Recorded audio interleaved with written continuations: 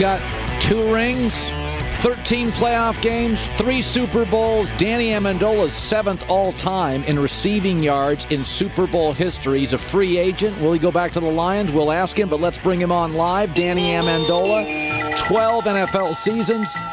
Tom Brady's buddy. By the way, you've been in these Super Bowl weeks with Tom. So you tell me, is he a little more loose? Is he a little more intense? Does it change, or is Tom during Super Bowl week? Tom's Tom, man. He's the same. He's been preparing for this, his whole life, this whole year, especially with this group of guys he's with, and he's the same guy. It's funny. I defended him when he got the divorce with he and Belichick. I said, listen, man, when you get older, you want to be the man. You don't want to be the only man. And he feels like the only guy left in New England. There's no receivers. Nobody can separate. So when he left and chose Tampa, did it surprise you? It was a little bit shocking. In my mind, when I was there, I always felt like Tom was going to end his career there. I mean, business is business. And, Tom was, ready for a transition. He took it. So, I'm obviously excited to see where he is now, and I'm always going to be rooting for him.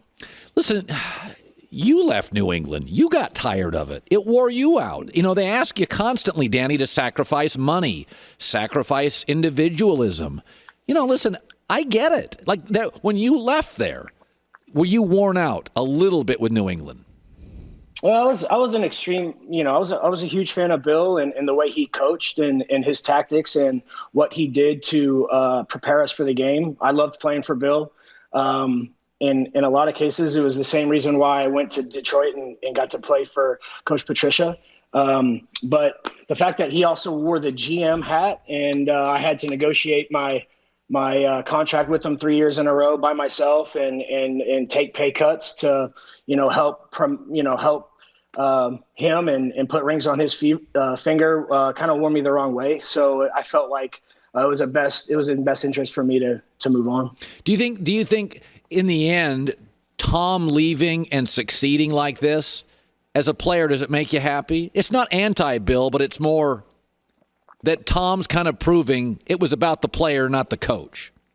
Yeah, I'm definitely not anti-Bill, man. I love what he's done and how he approaches the game as a head coach. Again, business is business, and you got to be doing. And I learned from Bill, you got to do business as business is being done. And if he wants to cut your pay in half, and you can get more on the street, and you can go somewhere else and help provide for your family, then that's what you got to do. And I feel like that's the same reason why Tom is out of New England and he's on to Tampa.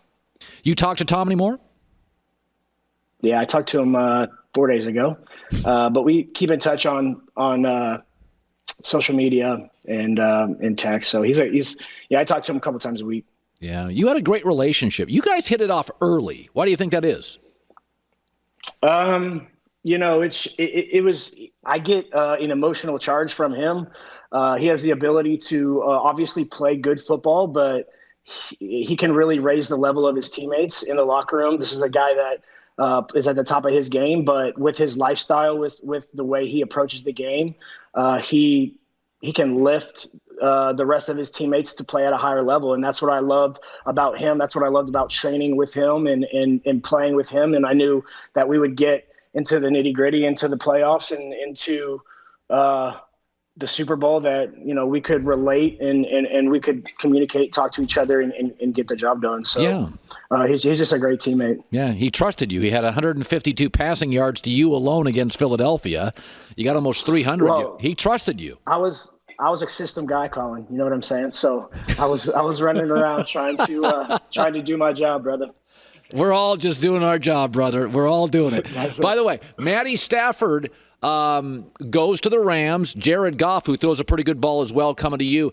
Tell me about Stafford, what I don't know. What's Matt like behind the scenes? What's Stafford like? Man, he's a Texas boy through and through. High school football player, went to Georgia, loves football, loves playing quarterback. He prepares just as good as anybody else in the NFL, if not better, and he's a great teammate. He's obsessed with the game. He has an amazing arm. Obviously, he has great talent, and he gets every question right on Jeopardy. So he's smart. He's a great player, man. I'm really excited for for him, his family, and I know they are excited to be in LA. Hey, listen, you've been in 3 Super Bowls. You played in a lot of football games. You're not the kind of guy. You've been a big game player. Is the Super Bowl different? Do you have a little butterflies playing in them? You do, yeah, no doubt. The first one I went to, I was nervous. I returned the opening kickoff to the first Super Bowl I played in, and I told myself, regardless of whether he kicks it 5 yards deep, 6 yards deep, so I'm gonna take it out. I think I got it to the 19. I wasn't too happy about that, but it was nervous, man. I got to see all the lights go off in Arizona when we were playing the Seahawks, and I caught the ball and I ran, and it was a dream come true. Yeah. Who do you like Sunday? Man, I'll tell you what, they're two great teams. I feel like it's going to be an offensive showdown. I feel like they're going to score a lot of points, and I truly feel like the last team with the ball is going to win, whether it's by a field goal or by a touchdown. So, two great teams, man. A lot of speed with the Chiefs.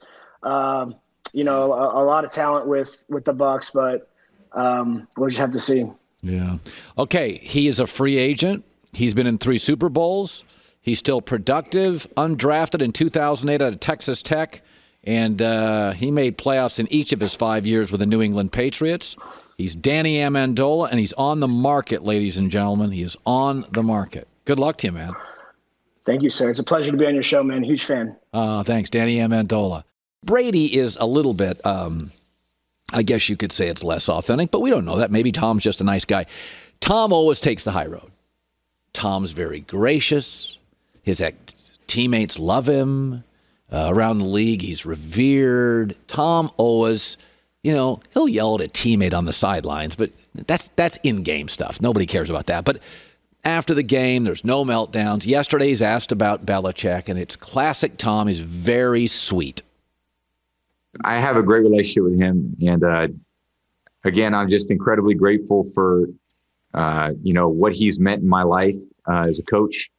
And he was everything you could ask for as a player. And, I love my time. I had 2 incredible decades there. And, my football journey took me to a different place. And I certainly could never have accomplished the things in my career without his support and his teachings. It's almost corny.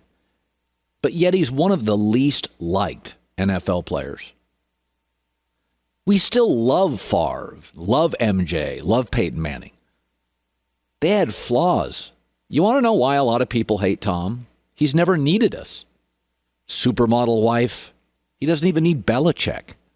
He's rich. Wife's rich. Kids will be. He never needs us to embrace him. Tiger Woods' life, full of controversy, full of unredeemable things. But he won the Masters in 2019. People call it their favorite sports moment of the year. Some of the decade, it was mine. Because Tiger felt like it was a little bit of a comeback. Tiger needed us. LeBron, he was a villain. Goes to Cleveland, writes the letter, vulnerable. It's easy to root for. But Tom's different. Tom's continuously ascending. He never needs our comfort. He never truly stumbles. In my lifetime, he's the only great American athlete that has never asked for our help or needed our help. Even Michael Jordan, we saw him for years, the wrong coach, get tackled viciously by the Detroit Pistons. We saw him try in baseball and fail, the awful murder of his dad. We lived through his pain. There were times, the comfort. You saw the anguish, hugging the trophy, laying on the floor when he won. Everybody wants to be needed. Everybody's had to overcome something. The big beef with Tom is he was once drafted in the 6th round. I mean, even our superheroes, Spider-Man, his uncle dies. Batman, their parents die. Superman, basically he got shoved to another planet. His planet blew up, kryptonite. I mean, everybody, superheroes, the parents dying, orphaned in another planet. There's this device or a rock or kryptonite. Tom Brady, his only true rival now is time, and he's beating that. And he doesn't need our help. And he created his own avocado ice cream. We want to hug you. We want you to need us. And Tom never does.